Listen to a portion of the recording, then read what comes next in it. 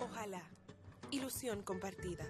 deseo vivo, esperanza que convoca voluntades. Mejor aún, compromiso, asumir ideas, desafíos y ayudar a pensar. Ojalá también es tarea nuestra y suya, convertir ilusión en realidad de bienestar. Con ustedes, despuntando el día,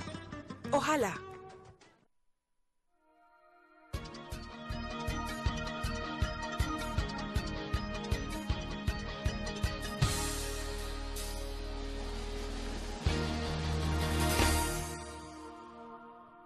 Saludos dominicanas y dominicanos. Bueno, pues ya sabemos que existe un consenso nacional con respecto a la respuesta que emitiera el gobierno de la República Dominicana en la voz de su canciller, el señor Andrés Navarro, acompañado del ministro de la Presidencia, Gustavo Montalvo, así como del ministro del Interior, para responder prontamente y más allá de lo que lo hizo el embajador Vergés ante el Consejo Permanente de la OEA, en el sentido de que el gobierno respondería oportuna y adecuadamente a la rendición de este informe. Pero inmediatamente después de que lo hiciera como lo hizo el canciller Navarro, dejando clara y sentada nuestra posición como país, como Estado, con respecto a que el informe, establecía claramente que los argumentos fundamentales de la campaña que Haití ha elaborado y ejecutado en contra de la imagen de la República Dominicana, pues quedaban simple y sencillamente negados. En lo que se refiere a que se estuvieran produciendo deportaciones masivas y arbitrarias de miles y miles de haitianos y de gente que el gobierno haitiano considera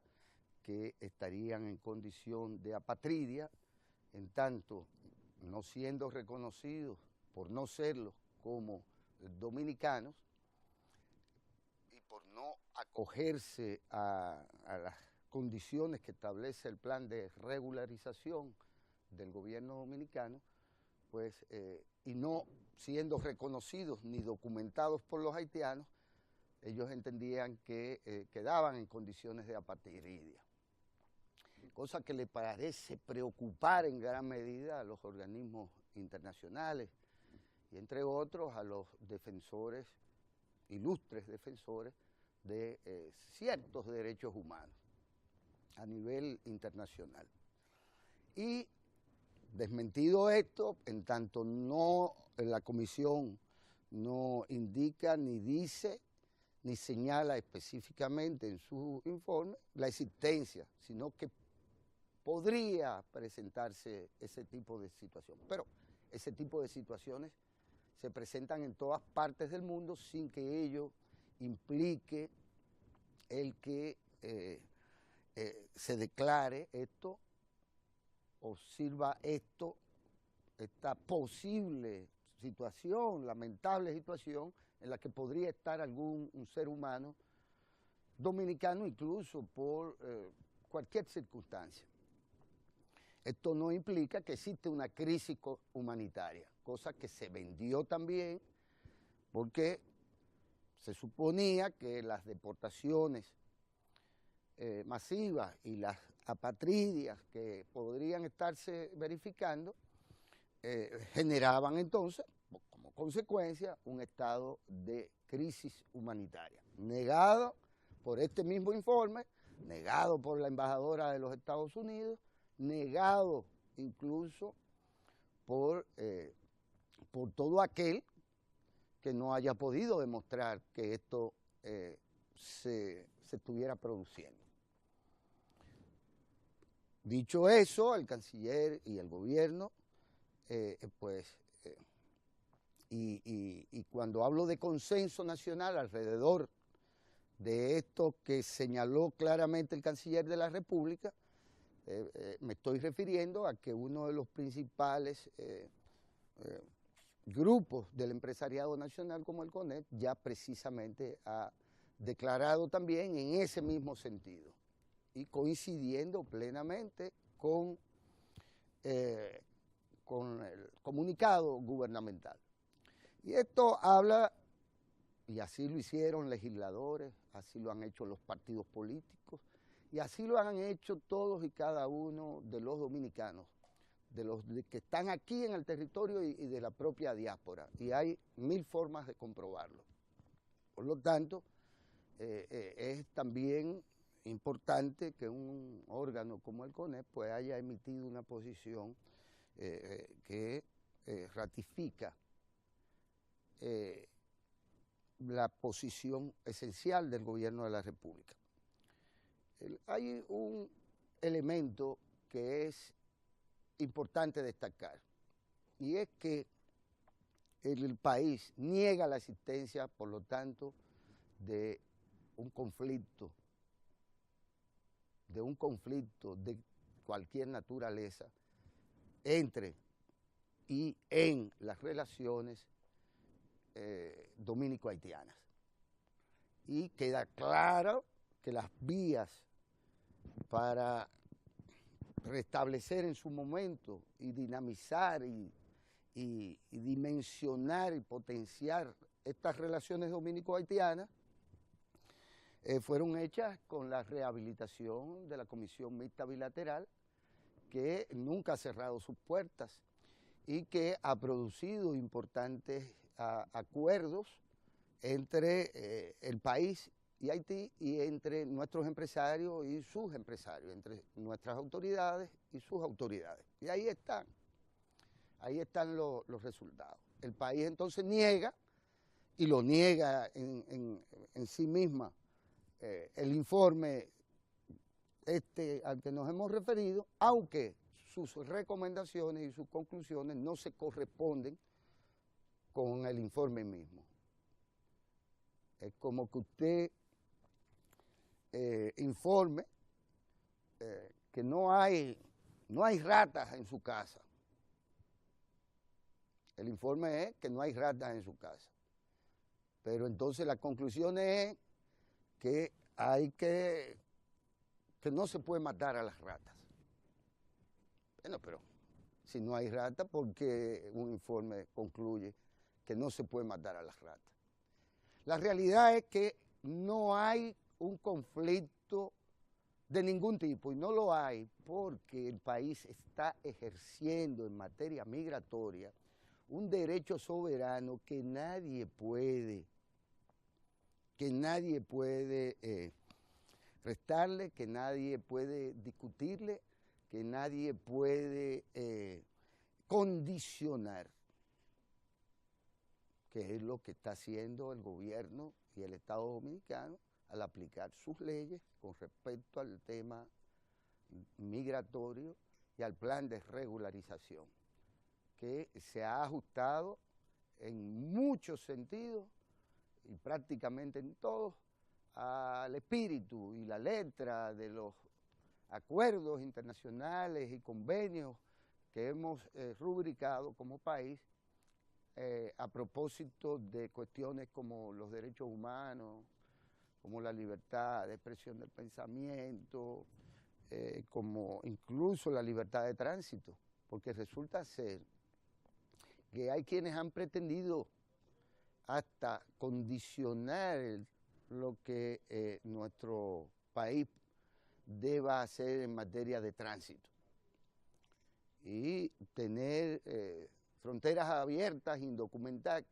a través de la cual pasa y entra a nuestro territorio gente sin documentación, que es un tema, pero gente que entra sin documentación a través de nuestras fronteras, a nadie se le podría pedir esto. no se le podría pedir ni siquiera a los ingleses, que en el día de ayer, en palabras de uno de sus principales líderes, el señor Decameron, dijo ante el mundo, a propósito de algunos centenares o quizás 1000 y tantos de inmigrantes, que él haría todo lo posible para evitar que esa plaga de la inmigración entrara en su querida Inglaterra, en su querida y protegida Inglaterra. Mal podría aceptar el país, el pueblo dominicano, que alguien osare, en nombre de su propia negritud, en nombre de su propia condición colonial, en nombre de su propio vasallaje o en nombre de intereses que no nos son propios ni a ellos ni a nosotros, permitirle a nadie que pusiera en discusión o que estimara que la ejecución de nuestra soberanía en esta materia es cuestión de conflicto. Es cuestión de conflicto. Sin embargo, ese informe evade, y también lo evidencia la posición de la Cancillería, evade el hecho cierto, y eso sí lo confirma, y es confirmable por el propio informe, que el gobierno haitiano no ha documentado a su gente, que el Estado haitiano tiene seres en condiciones de violados sus derechos humanos fundamentales, porque aunque parezca mentira, antes de usted tener derecho a comer, usted tiene derecho a un nombre. Usted tiene derecho a un nombre, a un apellido, a una identificación, a un reconocimiento de su existencia primaria, infante. Usted tiene derecho a eso. Y eso es el primero de los derechos humanos. Y sin embargo, la OEA, ni las Naciones Unidas, ni a estos benditos señores, el lobby haitiano, se les ocurre que quien está violando los derechos humanos de sus ciudadanos, e incluso se atreve a no permitir su regreso, luego de ellos mismos haberlo dejado salir de su territorio, le están violando derechos cardinales. Y esto reconocido por el propio, con mucha dignidad y con mucha honestidad, por el propio señor Suplicy, es embajador retirado ya de aquí por sus declaraciones en el sentido de que efectivamente su gobierno había incumplido con este acuerdo que nunca debió haber sido acuerdo. Porque en realidad no es que a otro estado le importe nada si otro estado no documenta a quienes ahí nacen y son de ahí, porque además hay un texto constitucional que dice simple y sencillamente que toda criatura hija de una haitiana y un haitiano, no importa dónde nazca, haitiano es. Y en cualquier caso lo que hay que determinar si el padre es haitiano o si es conocida la madre. Dicen que siempre es conocida la madre, habría que determinar si es conocido el padre. Y en condición legal de que se encuentra en un territorio u otro. A nosotros se nos quiere evaluar en el marco de leyes que a Haití le permiten, aún reconociéndolo como un Estado en organismos como el de la OEA, se le permiten que violen en contra de su población. Porque a todo esto no hay duda de la perversidad del gobierno haitiano y de esa clase política corrupta a la que sus autoridades responden y a esa élite que no vive ahí, y que muy posiblemente articula todo esto en contra del pueblo dominicano. Ahora, la perversidad de estos organismos no tiene madre ni padre. ¿Por qué? Porque a Haití no se le exige lo que se le debería exigir a cualquier nación moderna o a cualquier país que se precie de tal y se les reconozca como tal. Sin embargo, estos señores de estos organismos permiten que no, que alguien que no documenta, que se niega a recibir en su territorio a gente que constitucionalmente le corresponde asumir, pretendan convertir en conflicto lo que los dominicanos tenemos resuelto, no solo constitucionalmente, sino como organización del Estado mismo dominicano. A ellos se les permite que la democracia no exista, pero a Cuba, a Venezuela, a República Dominicana se les cuestiona. Se le cuestiona por quítame esta paja. Lo que convierte a esos señores, a los haitianos, en el mejor de los casos, en víctimas de la perversidad de quienes también actúan en función de intereses que nosotros propiamente desconocemos. El país está todas a una, seguirá todas a una con este tema. Pero el presidente no ceja su agitada labor de seguimiento y de supervisión de todas y cada una de las iniciativas que desde la presidencia de la República se han emprendido con el único propósito de mejorar la calidad de vida de las y los dominicanos. Y estuvo ayer en La Barquita. Esto es por sexta, octava vez que el presidente visita este proyecto que, como vemos en las imágenes, ya se erige como ciertamente un modelo de intervención, no urbano, un modelo de política social con el propósito no de resolver solo de que el tema del déficit de la vivienda y eso convertido en una estadística, sino de darle una respuesta que sea en sí misma un abono a la deuda social acumulada tras muchas décadas que creaba las condiciones ambientales, medioambientales, habitacionales, que impedían que la gente saliera de la pobreza. Porque aún teniendo trabajo, en su entorno, en su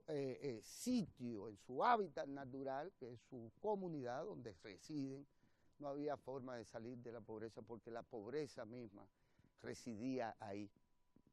ya estaba dada ahí. Y que continuamente, pues ustedes recuerdan, las crecidas de los AMA, de las riadas importantes, que volvían sal y agua todos los esfuerzos y todos los ahorros de estos señores que no salían de ese círculo de la pobreza. Lo que el presidente va a inaugurar en diciembre, puesto que así se desprende que esto ya está,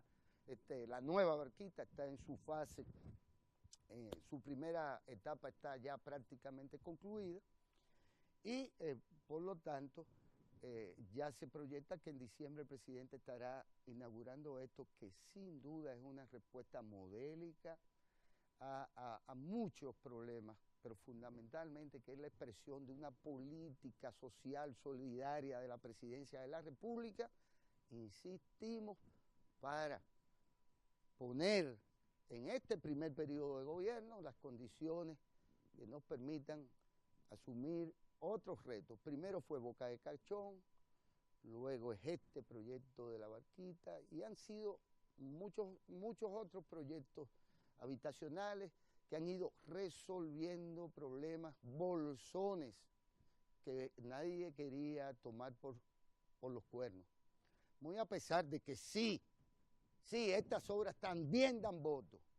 también producen simpatía. Son miles y miles de la gente que van a ser beneficiadas con estos proyectos, con estas inversiones públicas dirigidas a crearles simplemente mejores condiciones a ellos, no a todo el mundo, a ellos en particular.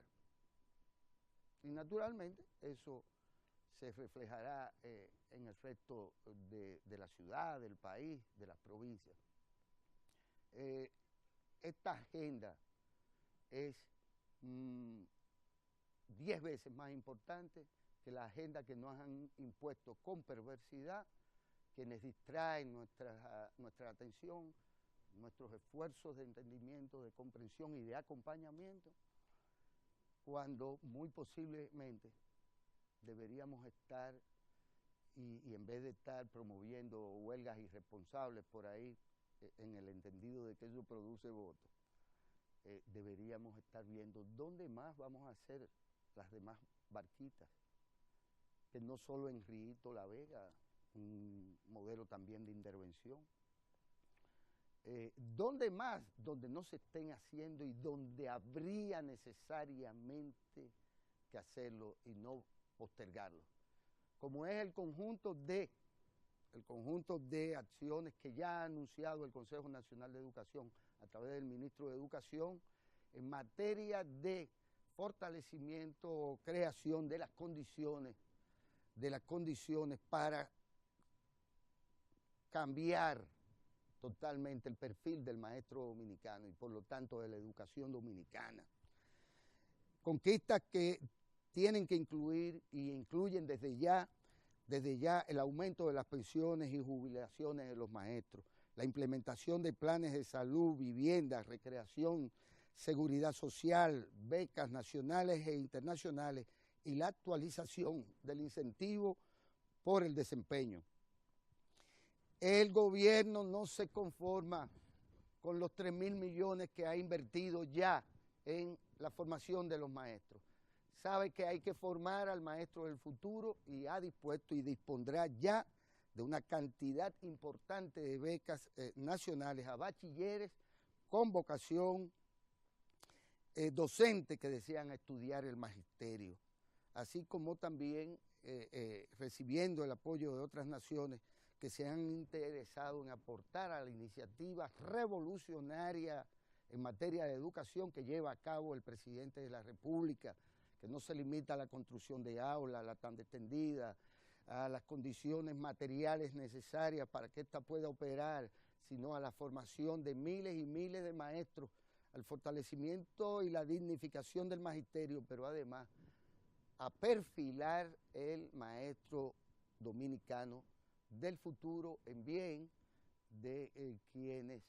deberán en algún momento ingresar desde el primer momento a la tanda extendida y durar 10, 12 años de escolaridad y posiblemente también ellos convertirse en maestros. Con esto, pues, simplemente me resta invitarles a que nos acompañen en este encuentro con un club de madres de mujeres comunitarias, y que en este caso está representado por Guadalupe Miese y por Iselsa de la Cruz. Ella es la primera presidenta, la segunda secretaria y una segunda secretaria que lo es Carolina Hernández. Con estas mujeres comunitarias pues estará conversando el doctor Rafael Sánchez Cárdenas en breve.